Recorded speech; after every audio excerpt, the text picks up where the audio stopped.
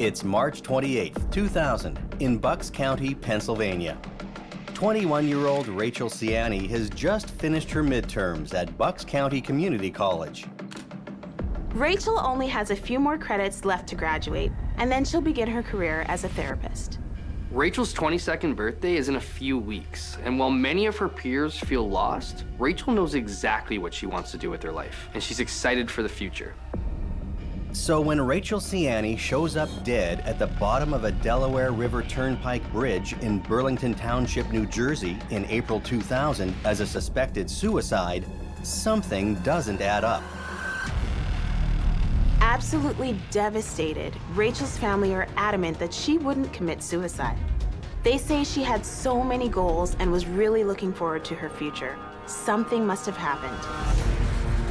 Police dive deeper into this young woman's life, and the investigation into her death takes them to some very dark places. But none will be as dark as the real story of what happened to Rachel Siani, as detectives follow her killer down a deadly path of obsession.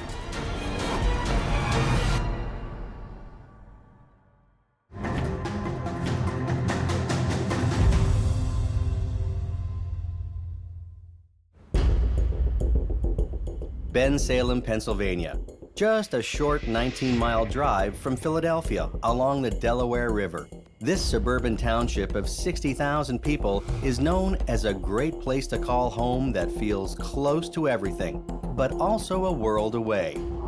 People travel from all over the state for the At Parks Casino and Racing, where they can watch famous thoroughbreds thunder down the track and try their luck at the more than 3,200 slot machines. But for Rachel Siani, Bensalem is simply known as home. On April 18, 1978, Rachel Elizabeth Siani is born to Patricia and Richard, and she dances her way right into their hearts. Rachel is a happy baby and the center of her parents' world. But life deals Rachel some crushing blows very early on. Patricia and Richard divorce when Rachel's too young to fully understand it, and she takes it very hard. And then just a few years later, when Rachel's 11, her mom Patricia tragically passes away. A daughter struggles when she loses her mother at any age, but at just 11 years old, it's especially heartbreaking. Despite her difficult childhood, Rachel grows into a gentle young woman, and she graduates Bensalem High School in 1996. 21-year-old Rachel lives at home with her father, stepmother, 2 brothers, and 2 stepbrothers. Rachel's young and independent, so she stays with friends regularly. But she always pops by to say hi and pick up her mail. Like so many of her peers, Rachel is a die-hard fan of Tori Amos. Rachel's a Tory-phile, and as true Tory fans say, an ear with feet. Rachel connects with this strong female artist who seems to have a song for every complicated emotion Rachel keeps locked away. Rachel's friends say she can be a bit reserved, almost shy, like she hides herself behind a protective wall and lets very few people in. Rachel is a quiet young woman, but when she sings Tori Amos at karaoke, she emerges from her protective cocoon and transforms. Though Rachel would love to be a professional singer, she follows a more grounded path and enrolls in Bucks County Community College to study psychology. After she graduates from Bucks, Rachel hopes to combine her passion for music and her purpose to help others by completing a degree in music therapy. She's inspired to help others, especially people experiencing homelessness. There is an overwhelming need for mental health resources, and Rachel can make a real difference. At college, Rachel works hard and maintains a solid B average. She's a dedicated and conscientious student. She's very academic-minded. By April 2000, she already has 57 of the required 60 credits. She's excited to graduate next semester. Things are happening for Rachel. Her life is about to truly begin. While psychology is her career, Rachel takes acting classes. Maybe it's because she's a quiet observer in life, or because she's studying psychology, but Rachel portrays her characters with incredible accuracy and honesty. When she's on stage, the quiet, reserved Rachel falls away, and her inner confidence shines. Rachel's classmates watch her come alive on stage. She's electric. Rachel uses these newfound performance skills to land a job to help pay for college, but it's not quite the community theater. She danced at a club called Divas in Bristol Township, which is in Lower Bucks County, basically a suburb of Philadelphia. Rachel works the stage as an exotic dancer. Her stage name is Roxanne, or Foxy Roxy to some. Rachel has been working at Divas for about a year and a half. Rachel goes to school full-time and works at Divas 3 to 5 shifts a week. She earns enough money to pay for her education. The job offers her financial independence. Her family knows about her job and they don't like it, but they accept Rachel as an adult and has to make her own way in the world.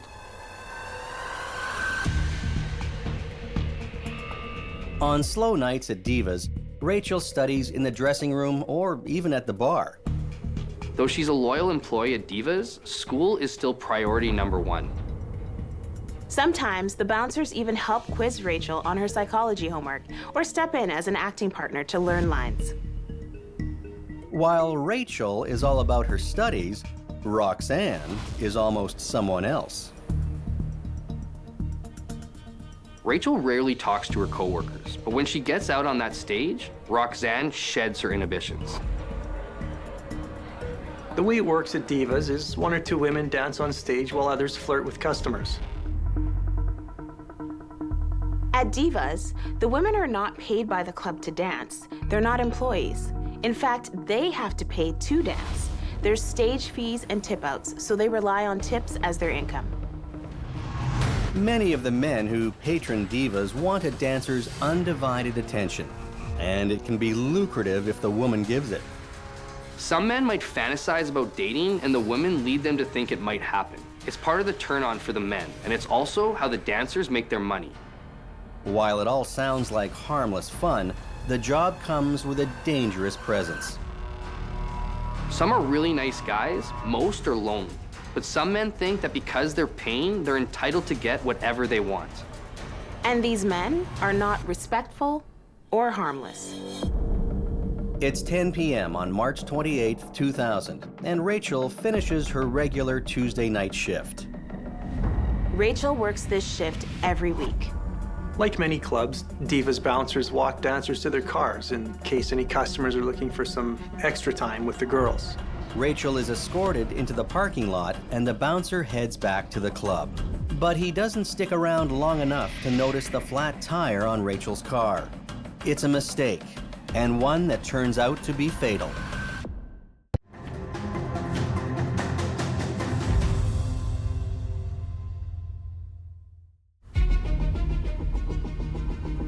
Rachel Siani is a busy college student who pays for her college tuition by working as an exotic dancer at Divas International Gentlemen's Club in Pennsylvania. On Tuesday, March 28, 2000, Rachel finishes her shift at 10 p.m. She's escorted to her car by a club bouncer. He says goodbye and leaves her to head home. 2 days later, Rachel doesn't show up for work, and 2 days after that, Rachel Siani reappears.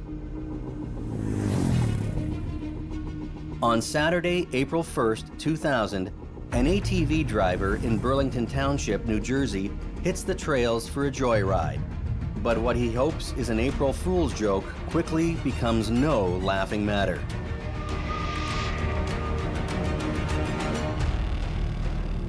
Richard Scott describes his gruesome discovery of a woman's body face down 50 yards from the river's edge, under the Delaware River Turnpike Bridge. Scott tells police he yelled to get a response, but there was none, so he drove to the station to report it. Police take Richard to where he found the body. There's a body found in New Jersey, in Burlington County, which is the county south of Trenton, of a young woman who was found, in this kind of, barren stretch of land. Bridges are a common means of suicide, so when a body is found underneath one, it's a natural first instinct for police. But they still need to find out who this person is and what may have driven her to meet such a tragic end. It's early in the investigation, and police need help to identify the dead woman and retrace her steps. She looks between 20 and 30 years of age, 5'2", around 100 pounds, and she has no purse or identification of any kind. Police put out a description to the media. Unidentified deceased female wearing a butterfly pendant necklace. In no time, police received 2 calls identifying Rachel Siani. Richard Hamburg, an ex-boyfriend of Rachel's, calls in. He says that Rachel always wears a butterfly pendant necklace.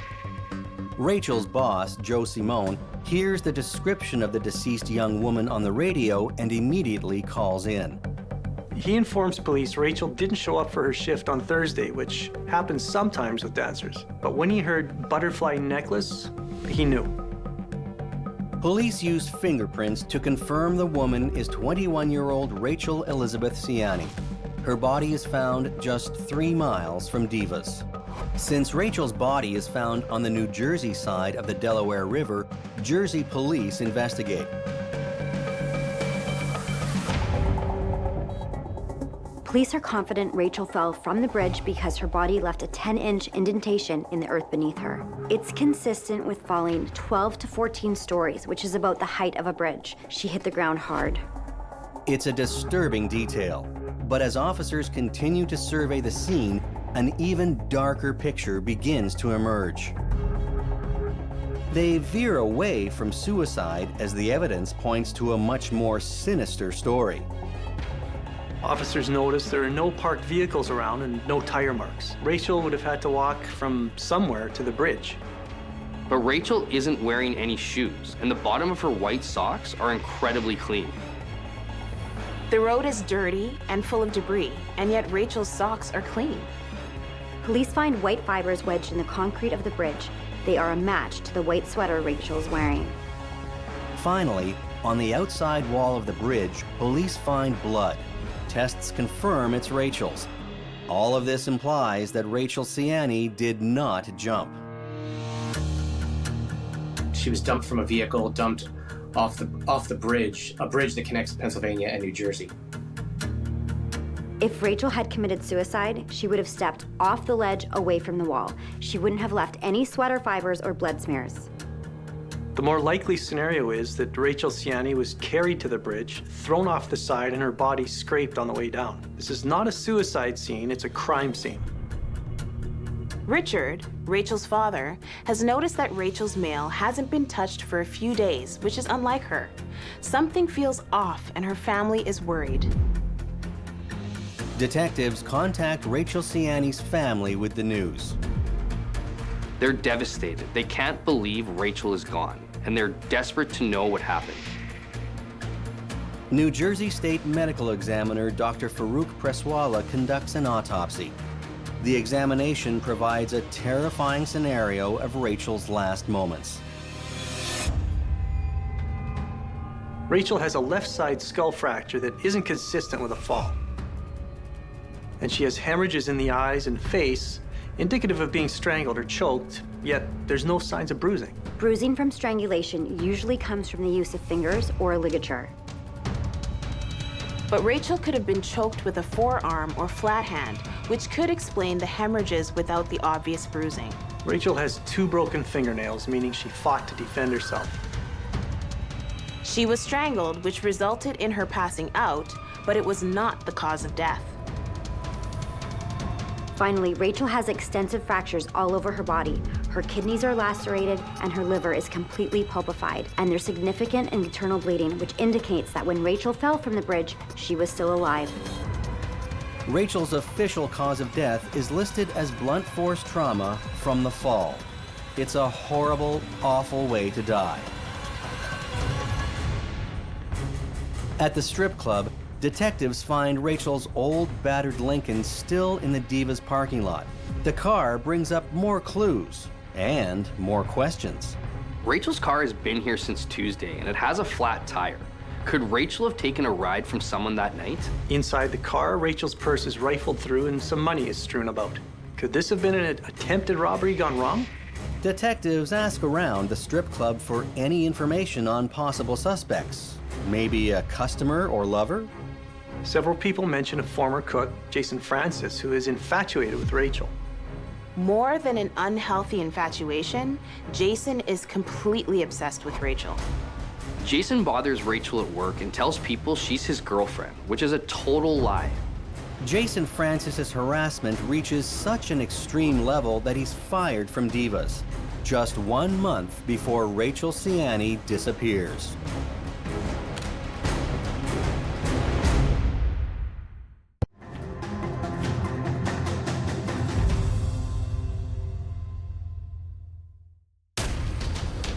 It's April 2000, and police conclude 21-year-old college student Rachel Siani has been strangled and thrown off the Delaware River Turnpike Bridge. When officers visit Rachel's work at Divas International Gentlemen's Club in Levittown, Pennsylvania, they learn former cook Jason Francis is obsessed with her. He was fired just a month ago due to his constant harassment. Police have opportunity and motive, so it's time to bring Jason in for questioning. Detectives question Jason about his obsession with Rachel and his whereabouts on March 28th. He adamantly denies any involvement in her death. Jason is believable, and detectives think he's telling the truth. It's a gut punch. Detectives will keep an eye on Jason, but they know they'll waste precious time if they focus on it. Rachel has already been dead for a few days, and with no other leads, investigators hit a dead end. Until a friend of Rachel's comes forward with information that blows the case wide open. Rachel's co-worker, Rebecca Yavorski, tells police Rachel leaves at 10 p.m. on March 28th, as the manager states, but she comes back sometime before 2 a.m. Rachel's vehicle did not have a flat tire at this time. It's an older vehicle and a bit dinged up. It's possible. The club is closed at 2 a.m., so the women hang out in the parking lot. Rachel and Rebecca hang out in Rebecca's car and smoke marijuana. Rebecca shows police a photo she took of Rachel that night while they were hanging out in her car. It's the same outfit Rachel is wearing when her body is discovered under the bridge. Rebecca says a cop car pulled into the parking lot briefly that night, but it didn't stick around. Around the same time, she says the women also noticed a drunk man yelling and banging on the club doors. It's John Denofa, or Jack, as the dancers know him. Rachel says she's gonna go say hi real quick. Rebecca offers to wait, but Rachel brushes her off. It's just Jack, nothing to worry about. He's harmless. Rachel walks away, and it's the last time Rebecca ever sees her friend alive. Detectives immediately turn their attention to just Jack Denofa. Jack Denofa is a 35-year-old businessman from Bucks County and a regular at Divas. Jack owns Apex Sign Supplies, a wholesale commercial business. He's married to Lisa Denofa. They have no children, and they live a nice, comfortable, upper-middle-class lifestyle. Jack is chairman of his high school alumni association and is generally well-liked. He's a nice neighbor who will do anything for you. Jack Denofa isn't squeaky clean, though, by any means. Even though he's a family man, he's also a dedicated regular at Divas every Tuesday. And on September 29th, 1999, Jack is arrested for driving under the influence. The arrest doesn't stop Jack from making it to Divas every week. In fact, sometimes his wife drops him off so he doesn't drink and drive. He was really friendly with the dancers there. He knew them. He kind of had contact with them beyond the strip club.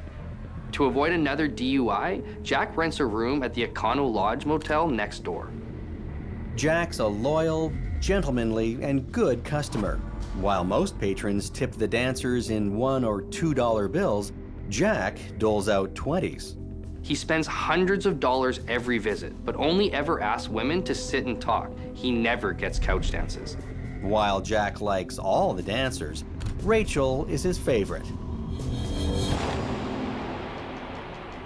Raven-haired Rachel has a sweet smile and striking blue eyes. She puts out a girl-next-door vibe, and because of it, she stands out from the other women at Divas. On Tuesday nights, when Jack is at Divas, Rachel doesn't even have to dance. Jack pays her sometimes $500 to $600 just to sit and chat. You have a suspect who, was businessman. He worked at his family's sign business. He had means. He was kind of like not just going to an exotic club to see women dance, but he had friendships and relationships with people there. He's well known. But some of the Divas employees tell police of another side to Jack, a darker side. Several employees tell police that if Jack doesn't get things exactly his way, he gets angry.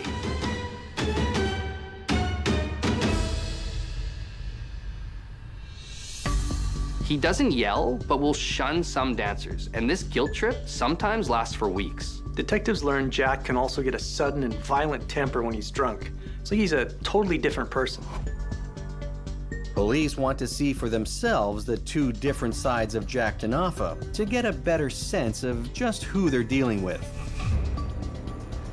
Detectives question Jack Denofa about his activity on the night of March 28th. He's not the friendliest version of Jack, but he's cooperative. Jack says he does see Rachel that night, and they smoke a joint together in the parking lot around 10:45. She drives off at 11, and that's the last he sees of her. Jack Denofa checks into the Econo Lodge room 223 at 11:16 p.m.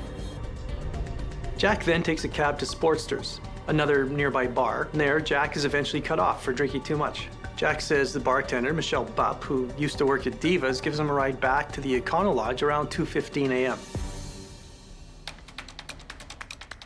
Detectives notice the two scabbed scratch marks on Jack's left forearm. When they ask about them, Jack offers no explanation. He was pretty drunk, so they could have come from anywhere. Jack Denofa is released. Detectives turn their attention to Ken Burns, the officer that pulled into Diva's parking lot when Rachel was in Rebecca's car. This random check stop connects the dots in a significant way. Officer Burns says he sees a drunk man banging on the closed club's doors. Burns offers to help with the situation, but is told the man's a regular and it's fine. Officer Burns watches Rebecca and Jack walk together to the Econo Lodge, enter the motel past the registration desk and down a hallway leading to the guest rooms. Burns then gets another call and drives away, and this was at 2:40 a.m.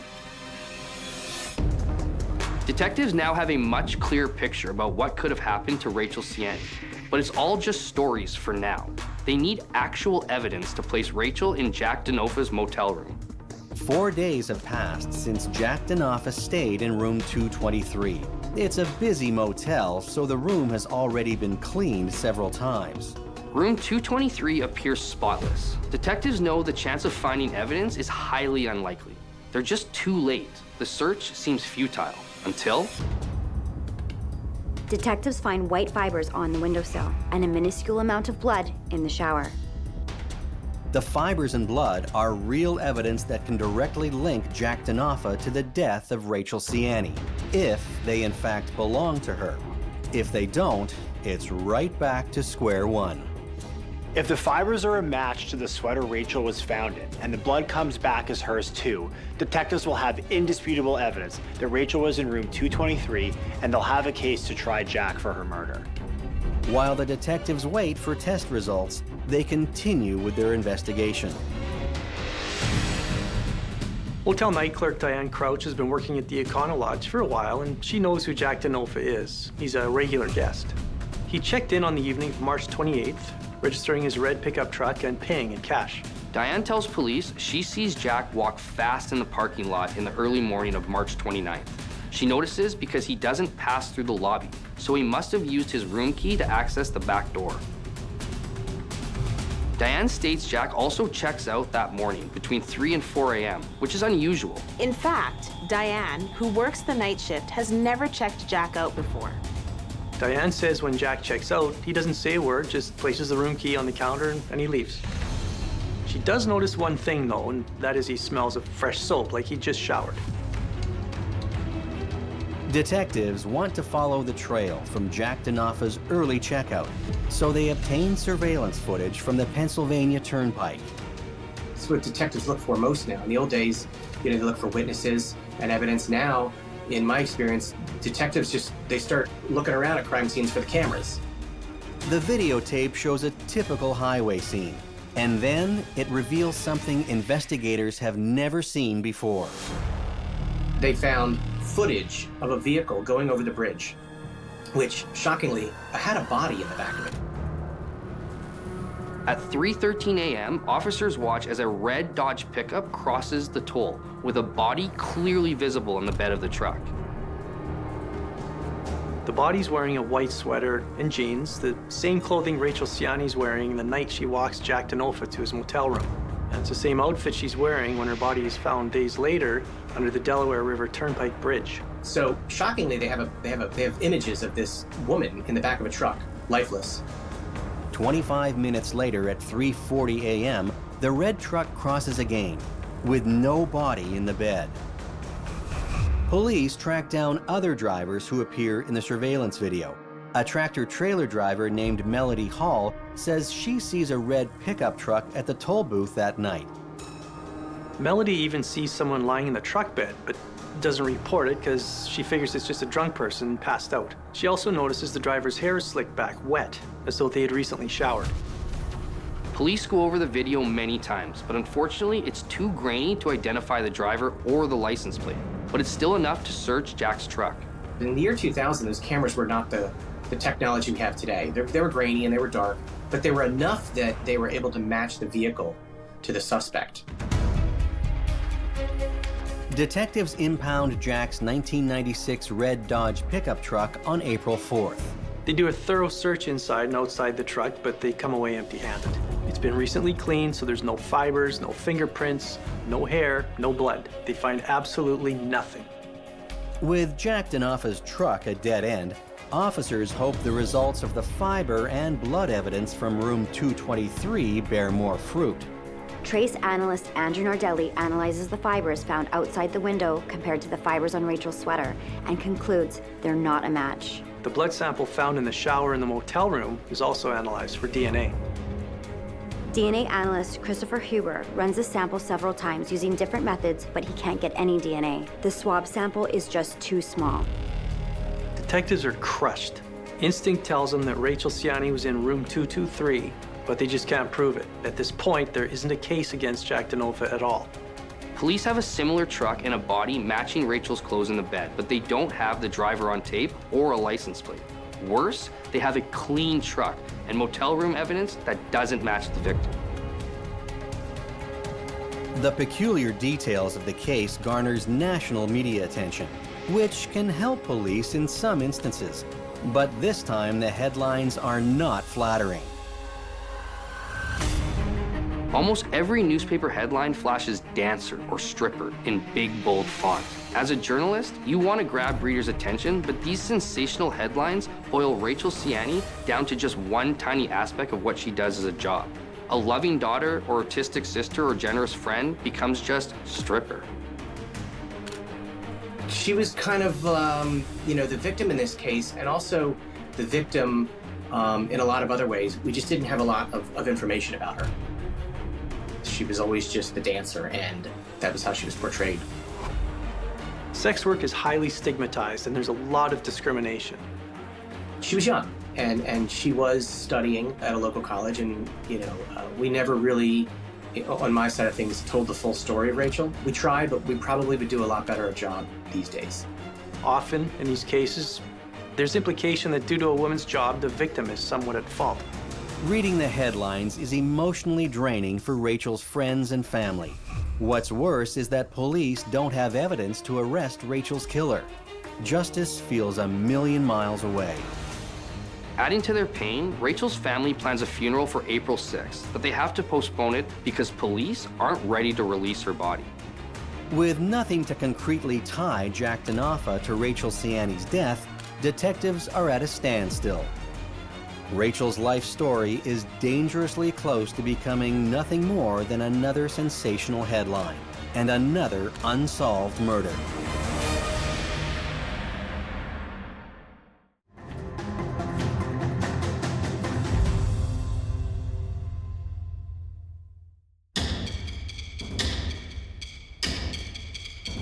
It's April 2000, and the hunt for college student and part-time Divas exotic dancer Rachel Siani's killer is underway.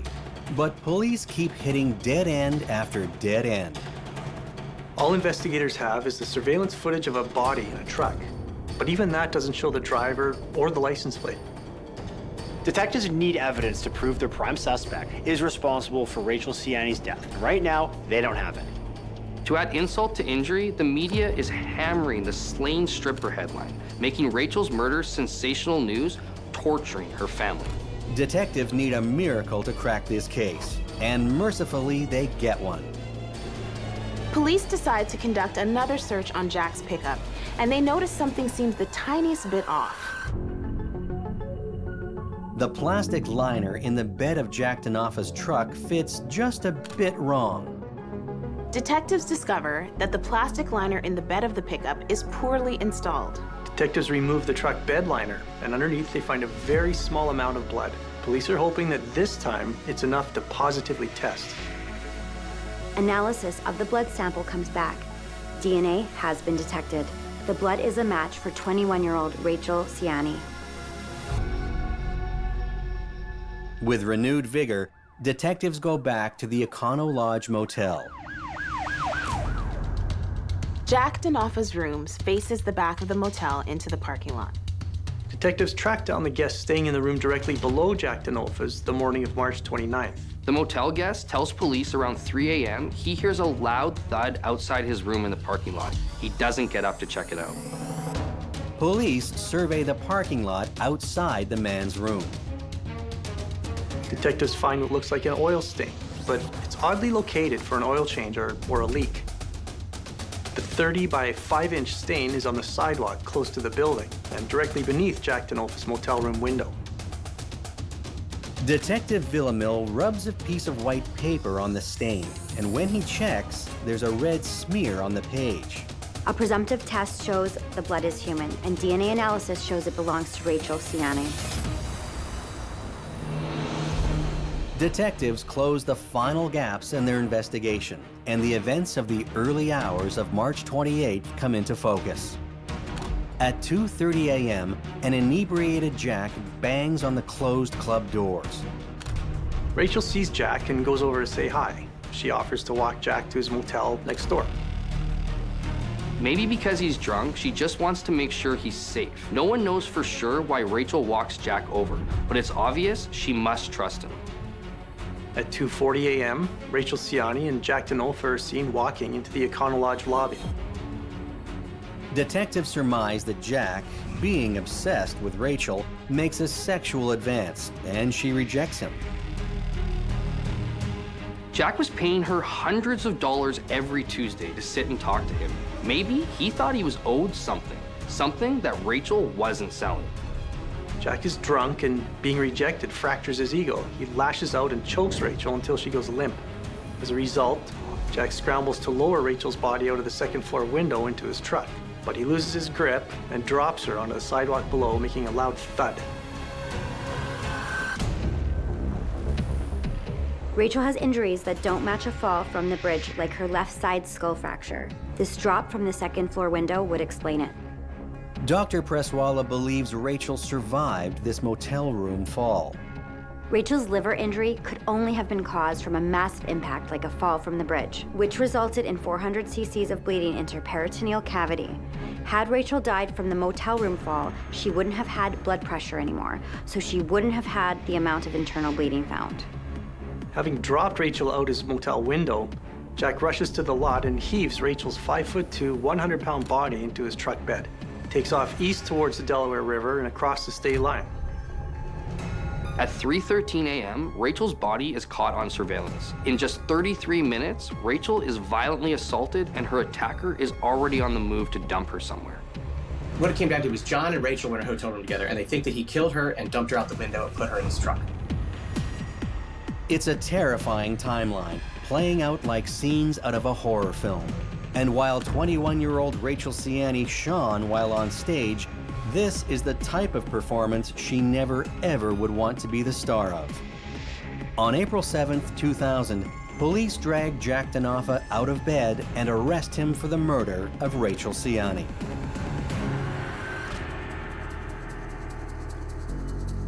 Police are confident in their case against Jack Denofa, but the prosecution team isn't as sure. There's a lot of evidence, but it's all circumstantial. If a jury decides there isn't enough concrete proof to convict Jack Denofa beyond a reasonable doubt, all this will have been for nothing. Since Rachel is considered to have died in New Jersey from the fall from the bridge, Jack Denofa is placed in Bucks County Jail to await extradition to New Jersey, where he will be tried. Jack Denofa's trial commences in October 2002. The prosecution is led by Burlington County Assistant Prosecutor Robert D. Bernardi. He tried the case himself, which is not typical in New Jersey. Now, when it does happen, when the top prosecutor, the DA, so to speak, takes the case himself, it means it's the highest profile possible. That happened in this case. Defense attorneys John L. Call and Albert J. Separulo have solid reputations as winners. This case draws national attention, and both sides are represented by the best. The media has been relentlessly blasting headlines about the case, so people are paying attention to this trial. The pressure is really on. The prosecution's case is built on circumstantial evidence and witness testimonies. And while Prosecutor Bernardi thinks it's a slam dunk, the real question is, will the jury agree? The prosecutor presents a scenario where Jack wants to be more than friends, and that he comes face to face on March 29, 2000, with the realization that his obsession is one-sided. After the thousands of dollars he spent on Rachel, he gets angry. The defense also comes out strong, stating there is no motive for Jack Denofa to kill Rachel Siani. They're friends, in fact. He loves her, so he would have had no reason to want to kill her. The defense doesn't provide any alibi, and Jack Denofa doesn't testify. It's also a smart move not having Jack take the stand, since he'd have to explain his habit of spending hundreds of dollars on exotic dancers and staying in a motel because he's too drunk to drive. It's not a good look. Instead, the defense points Rachel as a woman of questionable character, with many lovers, the object of many obsessions. The defense states Rachel uses drugs and is even involved with motorcycle gang members. They argue that there were many others with motive and opportunity to commit this crime. Rachel's father, Richard Siani, says that at times it seems as though his daughter is the one on trial, not Jack Denofa.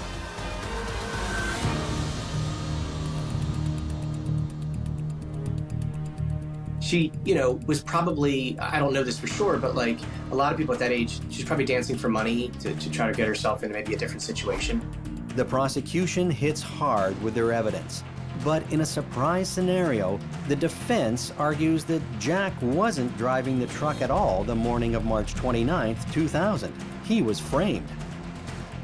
This is the crux of the defense's argument, that someone else took Jack's truck keys. Jack claims his keys were sometimes taken away from him by Diva's employees to stop him from driving drunk.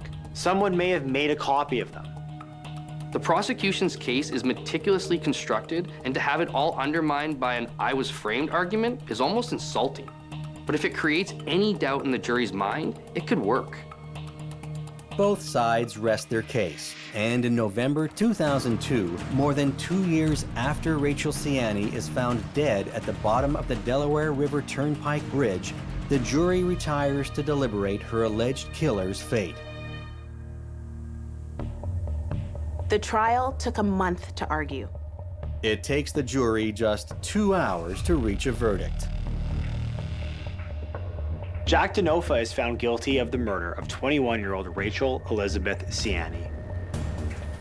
In February 2003, Jack is sentenced to 30 years to life in prison. The case was actually appealed after his conviction, and then kind of went through a lengthy appeals process where the case had to be tried again, and Denofa was eventually convicted of the murder.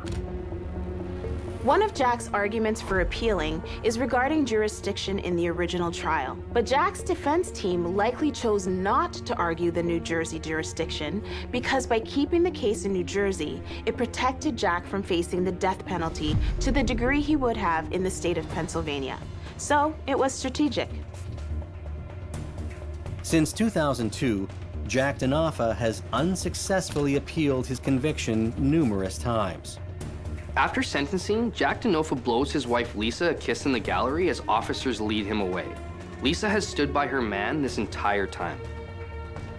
Some of the more like lurid and shocking details that came out was that John DeNofa's wife was aware of his activities at the club, was aware of his interest in the dancers, and shockingly even would meet up with him the morning after and have breakfast with him and maybe a dancer or two. In the wake of Rachel Siani's murder, club owners post warnings in locker rooms reminding dancers to be cautious about socializing with customers, especially outside the premises. It's a beautiful and positive legacy for Rachel to leave and a bright spot in an otherwise tragic and senseless death. Because of her, women who continue to do the vulnerable work she chose to do to put herself through college will be better protected, and hopefully other lives will be saved. Rachel's loved ones will always miss her kind and gentle presence, but she'll always live on in their hearts. And Rachel Siani's family can take some solace in knowing that her killer is behind bars.